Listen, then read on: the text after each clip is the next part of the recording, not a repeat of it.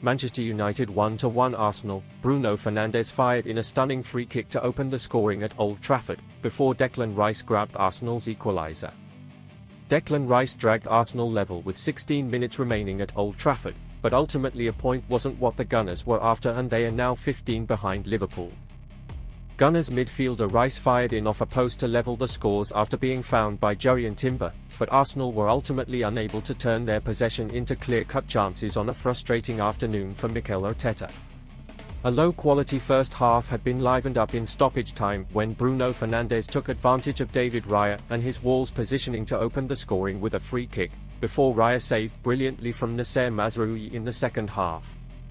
After Rice levelled the scores in the second half, the England midfielder put in a superb challenge to block a golden chance for United sub Rasmus Højlund, before Leandro Trossard immediately fired a good chance wide for the visitors following a fast break, and Fernandes brought a superb save from Raya late on when he should have scored.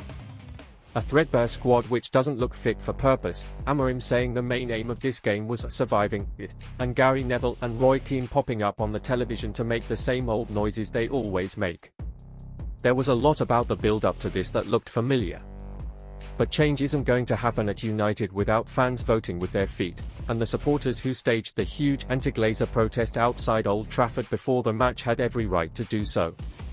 You can say that they've tried this before, notably before the Liverpool game in August 2022, and nothing happened then, but in the week that former United goalkeeper Tim Howard launched a fierce defence of Old Trafford's absentee landlords, it seems that the wider message still needs to get through to some.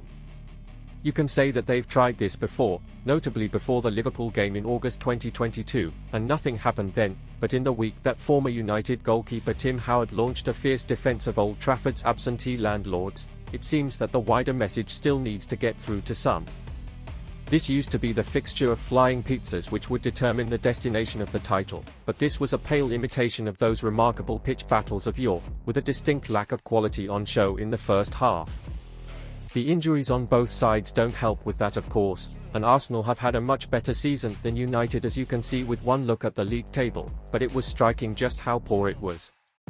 The Gunners were the game's dominant force for the opening 45 minutes, but the lack of creativity and ideas is something that is far more concerning than the injuries for Arteta, and having almost been gifted 7 goals in midweek, this was back to same old, same old. Where would Manchester United be without Bruno Fernandes? Possibly the Championship. It's a drastic thought, and probably not a realistic one given how poor the 3 promoted sides have been this season, but the Portuguese continues to give his all for the cause. Others might be casting glances elsewhere at stages a bit more befitting of their talents, but Fernandes is both a superb player and someone who is determined to lead by example. You can debate whether or not that is the best approach, and many have done, but his free kick was a glorious moment of defiance that produced a remarkable roar.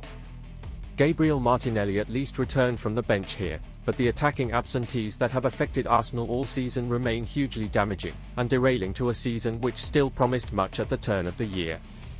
There is something more that Arteta could have done about that though, rather than just point at injuries.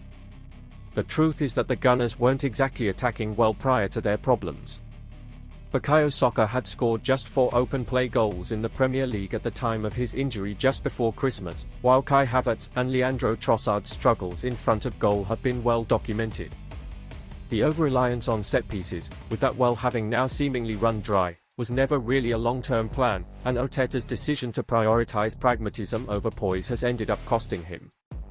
And given those attacking issues, it was all the more painful to watch Raheem Sterling remaining on the bench while Arsenal chased a goal. Arteta turned to Martinelli and Lewis Skelly at 1-0 down, and then even more starkly Kieran Tierney to play wide left after Rice's equaliser. It was a staggering vote of no confidence in Sterling, who needs to make a clever move this summer in order to stop his career from continuing to go rapidly downhill.